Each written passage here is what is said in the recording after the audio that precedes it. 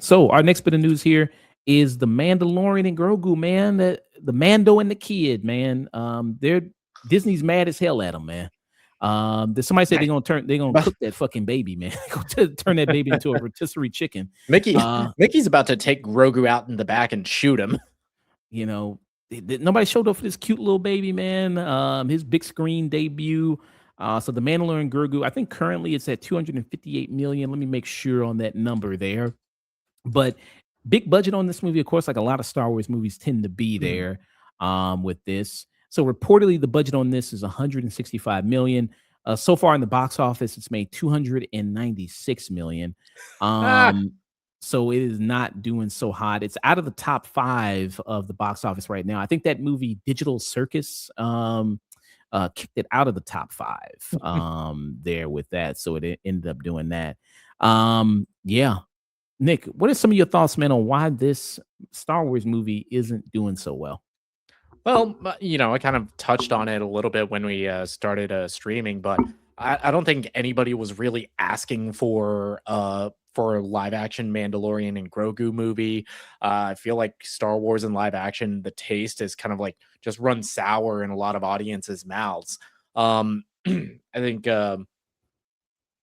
think it's also a case of they just released this movie on a very crowded summer.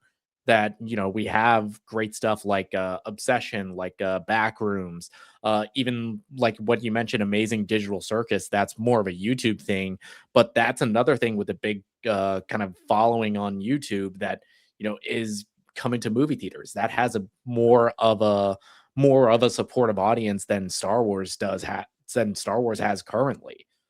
Mm. And also, just the movie kind of fucking sucks.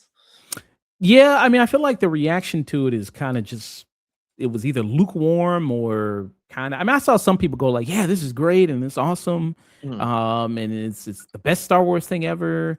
And whatever, and then but I feel like most of those kind of reaction just was kind of just like, it was kind of okay, or yeah, that was certainly a movie. It is one of the movies of 2026. You gotta have that going for it. And we reviewed it. Our review is up on the channel right now if you want to check it out. And we kind of said the same thing. It kind of just was okay. I mean, you were a little more negative on it than me. I kind of appreciated some things. Yeah, I was just bored throughout this whole movie. Yeah. I mean, I was thinking like, man, I could be watching this at home. I don't gotta see this. And that's the real, I think the real reason this is bombing so hard is that, when you go from television to something and you're putting it in a theater, there's like this expectation that you're going to make it at least like look like something a little more cinematic. You're going to go a little bit larger in scale, or you're going to like really go ham with your cinematography. But you see the Mandalorian and Grogu, this looks like just like anything else you'd see on Disney Plus. There's nothing like visually distinctive about it to like draw an audience in. That says, hey, see this in a theater. Instead, wait for Disney Plus. Yeah. I think that's the thing is just like, I mean, I don't know how big the audience of the Mandalorian and Grogu is. So I don't know how much of that, why they thought like, why they go like, okay, this is going to convert into big box office dollars here.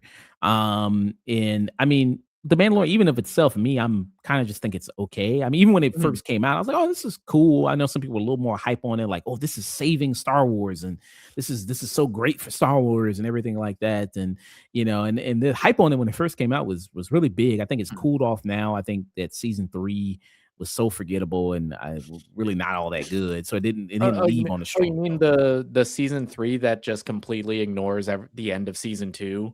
That they just undid the ending of season 2 in a completely different show.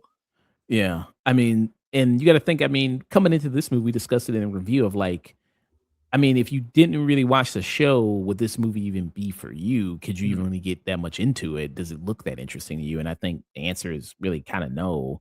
All that. And you're right. I mean, people, movies like Obsession, movies like Backrooms have found great success. It's still making money, Obsession. It's still doing incredibly well. and it was able to kind of outperform Star Wars there. And Obsession's on the way becoming one of the most profitable movies in not even in the history of A24. Well, There, this this was well, this this is- isn't, Obsession isn't oh, A24. Backrooms This was is, Backrooms is A24. Backrooms This was was, Focus Features. Focus feature, yeah, more. I said, yeah, Backrooms was what I was thinking of. Yeah, most Mhm, profitable movie for A24, but this is on track to be one of the most profitable movies ever. Like on its budget, mhm. I think it's close to nearing on what $300 million right now. Oh, yeah. With yeah, with that, so that's incredibly huge for this movie. Yeah, so you got that kind of going on at the box office. This unexpected movie that's just sweeping right now. Mhm. So currently it's at 234 million right now. I think it's expected to cross 300 million. So yeah, everybody's got great word of mouth. Everybody's Mhm. talking about it. Everybody's seeing it multiple times. Yeah, Like you said, yeah, yeah, I took a date to see it, like, a week and a half ago, and, 3 weeks after it premiered, the theater was still packed.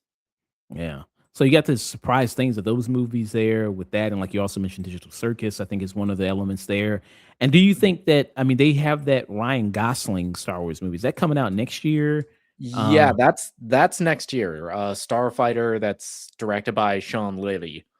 Yeah. So do you think it's just the case of people with Mandalorian is just like it's too connected to a TV show, so people go like, "Well, I don't know this TV show, I'm not gonna That see the that movie."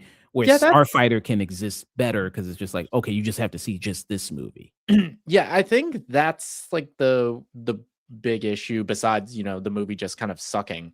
I think that's just the big issue is that Mandalorian and Grogu is so tied to the TV show. With an audience, there's gonna be like, "Oh, yeah, I don't have Disney Plus, I'm not gonna watch, The Mandalorian," but, "Oh, they put a movie out. Do I need to watch the show? Well, I'm not gonna bother then." Yeah.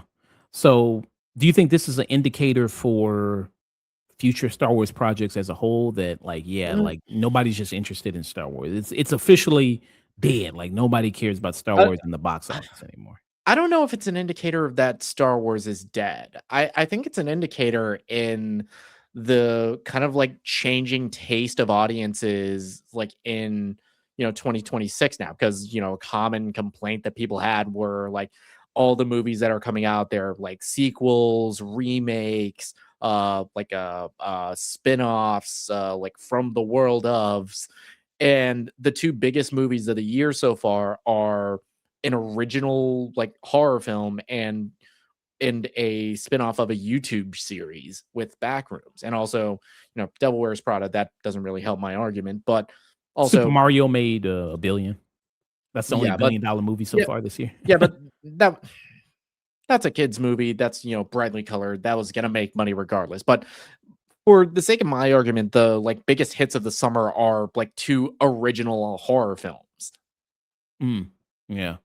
I mean, I have to see how Starfighter does. I mean, like I Mhm, said, I think maybe see how that kind of works out. But I was kind of surprised by this poor performance from Mandalorian Grogu. I thought at least I was like, well, Star Wars could sleepwalk mhm, and at least get 400 million, 500 million, kind of do like that. But the fact that they didn't even kind of come close to that is kind of mhm. it's like, wow.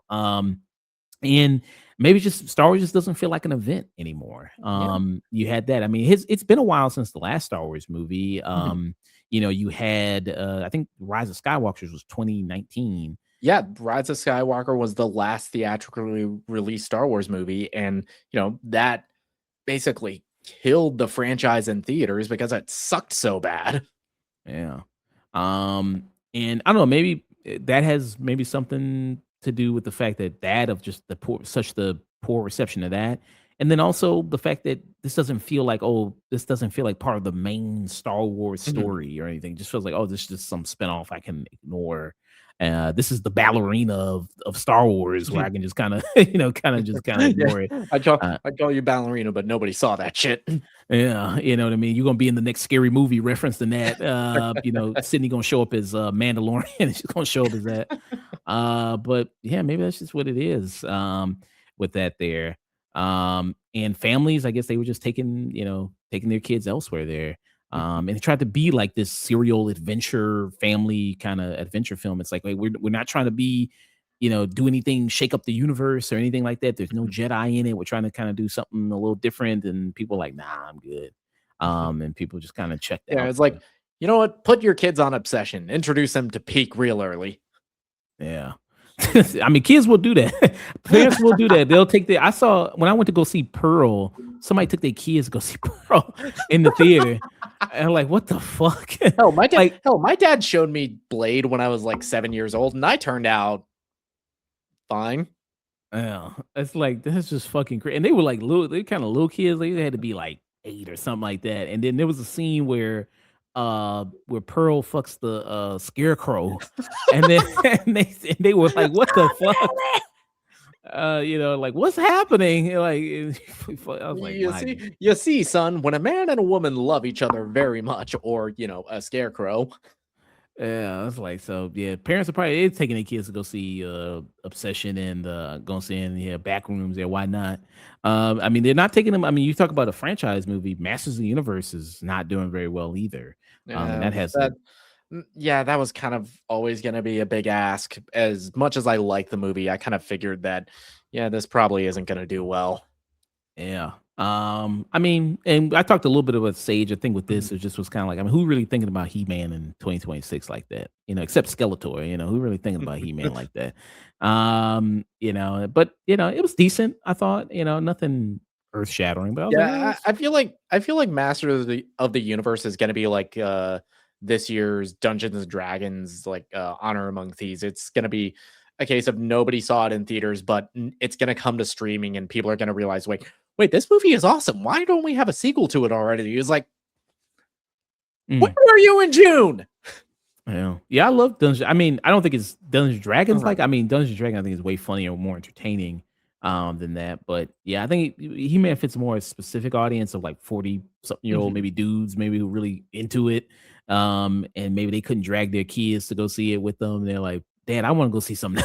Like, I wanna see Digital Circus. That's I what I mean, wanna go and see. it's kind of funny that Amazon MGM is like still cutting promos for the movie, like still in the week after its release. So that must mean, it's probably a good sign that they haven't lost faith in it completely. Oh, like in the theater, like before the movie, they're still doing it? No, Wow. they're like releasing stuff on like social media. Like they Oh. did a remake of the He-Man meme, but with clips in the live action movie. Oh, nice. Okay, so Mhm. yeah, maybe they still trying, man. They still trying to do it.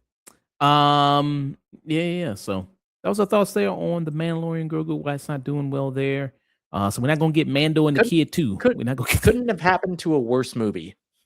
Yeah, they lucky if they gonna get a Disney Plus movie. They were like, nah, shit, sit your ass in the corner. With that. So yeah, Mickey's about to take Mando back and shoot him. yeah. Oh, Man. you have failed me for the last time. Oh. It wasn't that long ago. People were stabbing each other in the eye for those little Grogu dolls. It wasn't that long ago. They killing each other for that shit. Man, they were running over each other and punching Yeah, it. Look now at the shit in Jingle yeah, Bell and yeah, now everything. nobody gives a shit. It was like Yeah. the Grogu dolls were like the Tickle Me Elmo back in the 90s. Yeah, it was. Yeah, it was like, man, it was a lot there. So, and people going crazy for that shit. Did you get one? No, I didn't get one. Oh, well, you got. I mean, you got some other shit back there. Why wouldn't you get Grogu? Man, I you don't got. fuck with Mandalorian like that. Oh, okay. Well, thought you would have liked the little cute little thing there, baby Yoda. Yeah, everybody just nobody even knows his name. Maybe if you said Mandalorian and Baby Yoda, man, that would have done better. I'm like, who the fuck is Grogu? What the I don't know Honestly, Grogu. that probably would have sold better because I Yeah, don't know anybody who calls him Grogu. everybody just calls him Baby Yoda. You might have just called Mm. it Mandalorian and Baby Yoda. Yeah, that probably would have done better. Yeah, yeah. So that was our thoughts there.